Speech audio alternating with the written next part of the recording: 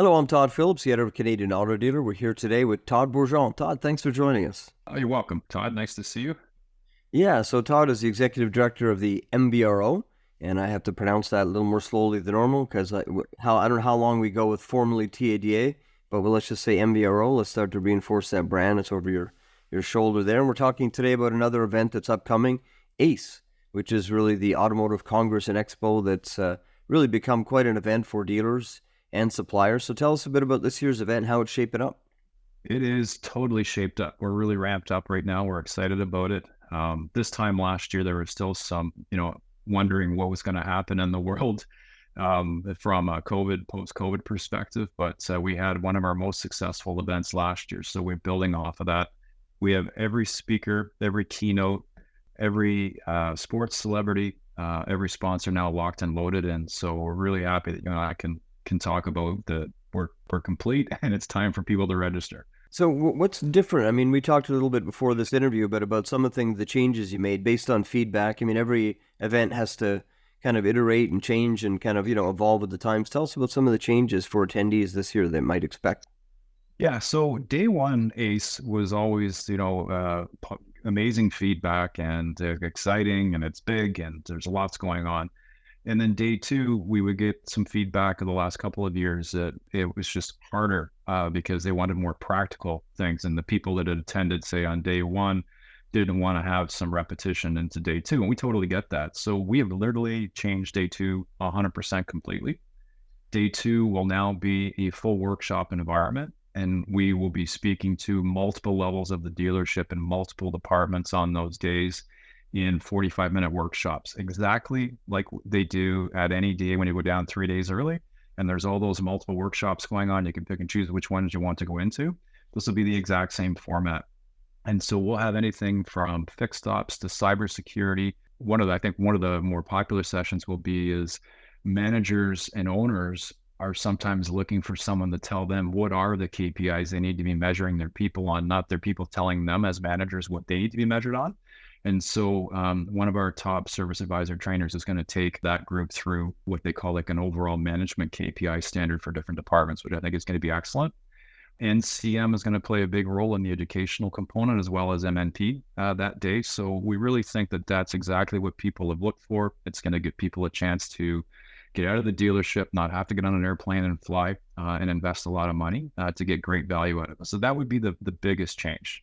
There's other changes to day one. I'm sure we'll talk about those, but that's the biggest fundamental change for the 2-day event.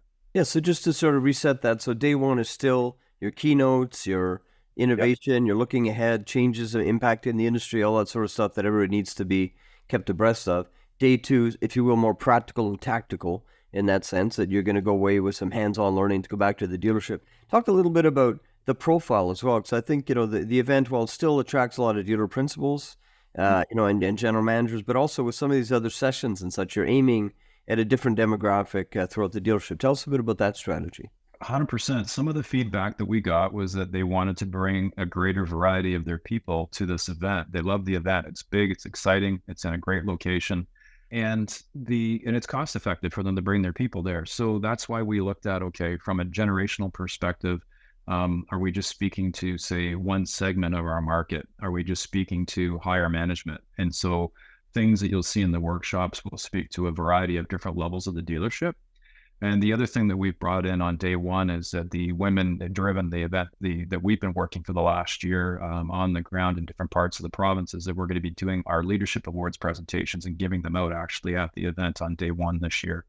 So really that's what we answered. And that was that they always wanted to see things that were not just specific to just quote unquote management. However, there's certainly going to be topics for, senior people there to see and to listen to. But I think we've just got a better variety. And ironically, we had the same conversation about our band choice for this year, is that we wanted to make sure that we were speaking to that wider demographic that we know we're going to attract from the various departments and the different age groups. And that's why we went with Dwayne Gretzky, who's, notably one of Canada's top cover bands. They sell at the Danforth Music Hall every New Year's in 5 minutes.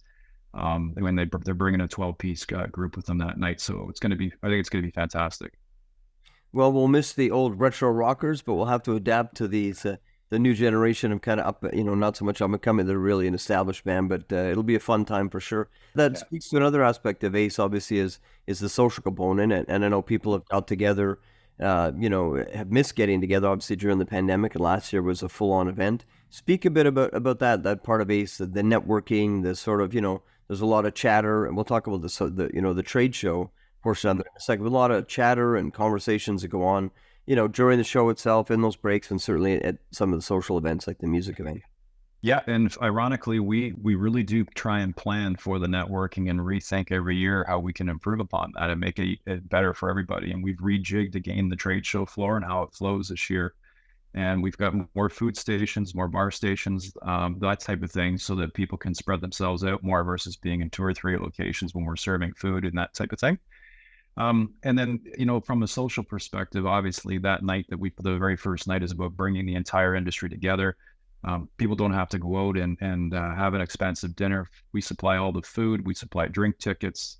The cocktail reception that takes place after our final keynote is the same. I mean, when I look at the event in its entirety, we're supplying breakfast day one, lunch day one, cocktail reception, dinner, and a huge band, as well as all these keynotes. For right now, it's $175 early bird or $199. There isn't another conference that exists for that type of value. So we really do take pride in the ability for us to network, and also for us to set certain times apart where people can network in the trade show hall and not feel like they're being rushed into a speaking session. I really think that we've got the balance figured out, and I just think it's just a little bit of tweaking that we've made from last year that people will be excited about. Yeah, that's great feedback. One thing we haven't talked about yet in length anyway is the supplier component. It's one of the few, if conferences in Canada that are dealer specific that have that extensive of a network of suppliers who are there. They're equally as excited about Ace every year. They get a chance to talk to their customers, show off their new wares.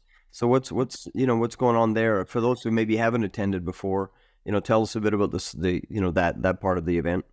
Sure. So, I mean, and you're right, it's the biggest trade show that exists currently in this format for our industry in Canada.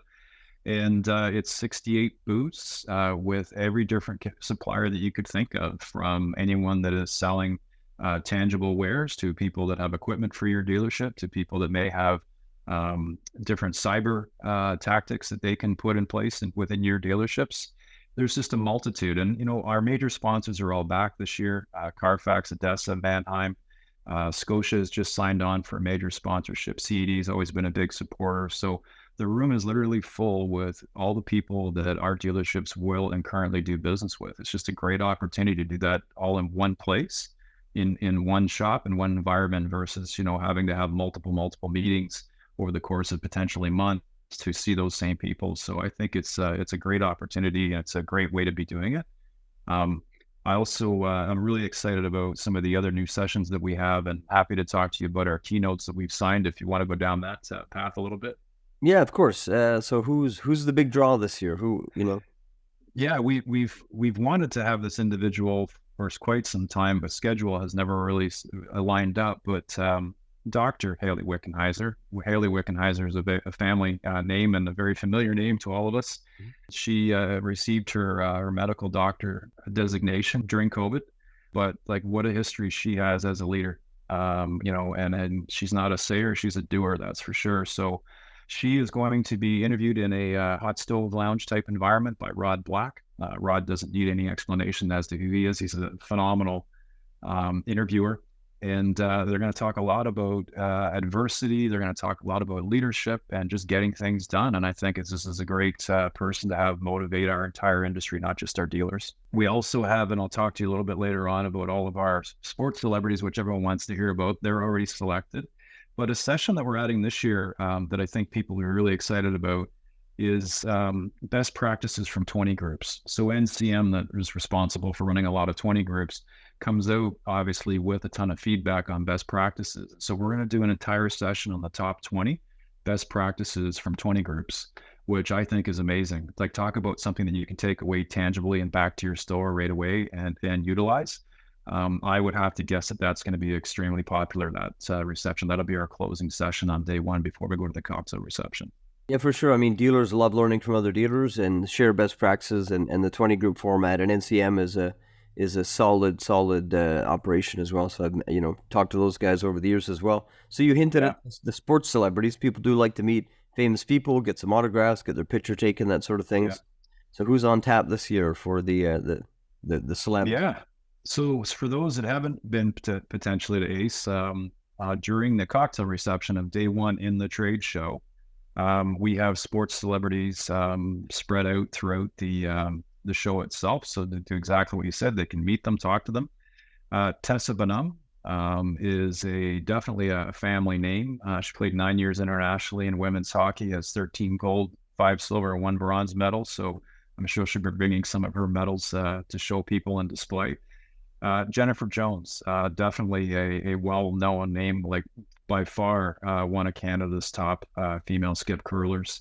She's competed with a Canadian emblem on her since 2005 right through to 2023 and has numerous gold, silver, and bronze medals. So we're excited about having her.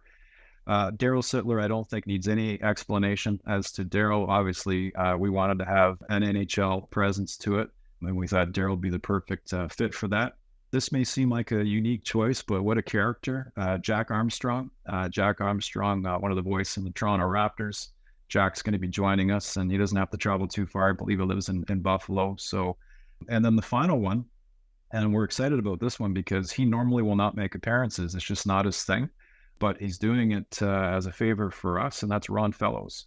And Ron Fellows would be by far one of Canada's most decorated racers. He recently received the Member of Order of Canada, which is the first for auto racing for anyone in Canada.